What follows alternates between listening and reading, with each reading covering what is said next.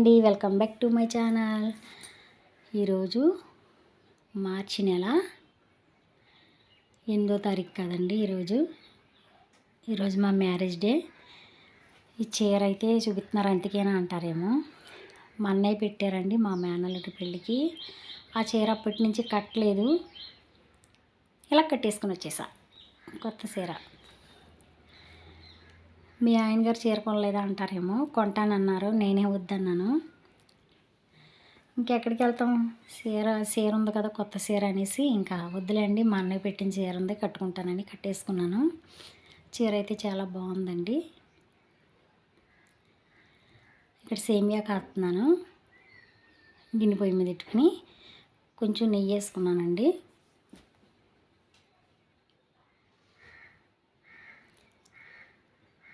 సేమియాలు ఆ నేతిలో శుభ్రంగా వేయించుకోవాలండి.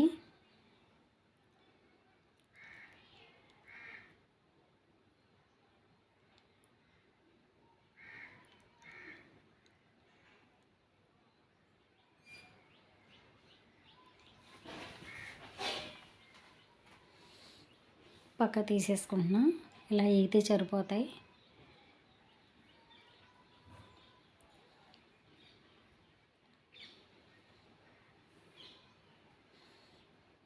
అప్పుడు తగినన్ని పాలు తీసుకోవాలి.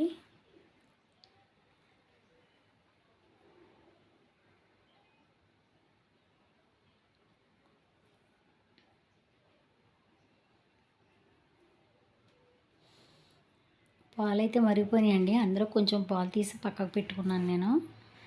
ఎందుకంటే సేమియా ఉడికిన తర్వాత కొంచెం తోడుకుంటుంది, అప్పుడు పాలు వేసుకుని కలుపుకోవడానికని.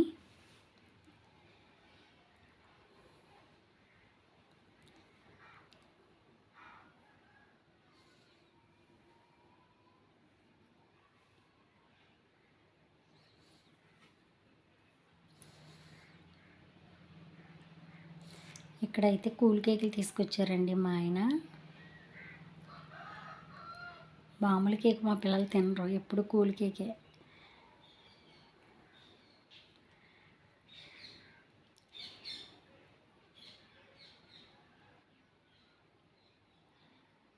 మామూలు కేక్ తింటాక ఏమైంది అని అనుకోవద్దు, కొంతమందికి కొన్ని ఇష్టం ఉంటుంది కదా. కూల్ కేక్ అయితే ఇష్టంగా తింటారు. సేమియా అయితే ఉడికిపోయిందండి.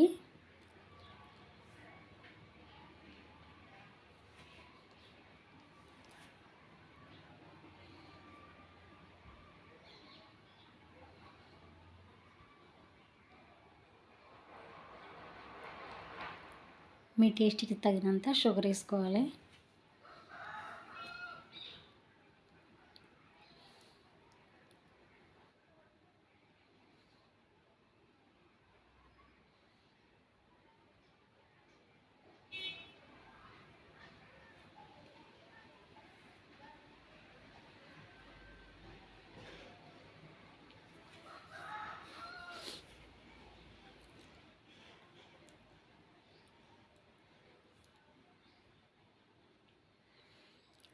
యాలక్కాయ వేసానండి, 2 యాలక్కాయలు మాత్రమే, ఎక్కువ ఎత్తే పిల్లలు తినరు.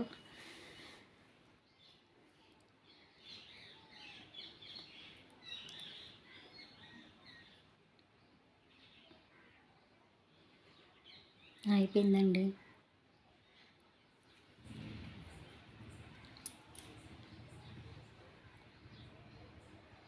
చూసారా, గట్టిగా అయిపోయింది.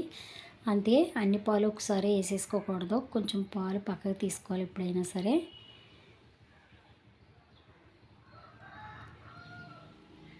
గట్టిగా అయిపోయినప్పుడు మనం పక్క తీసుకున్న పాలు అనేది అందులో వేసుకుంటూ కలుపుకుంటే మనకు సరిపోతుంది.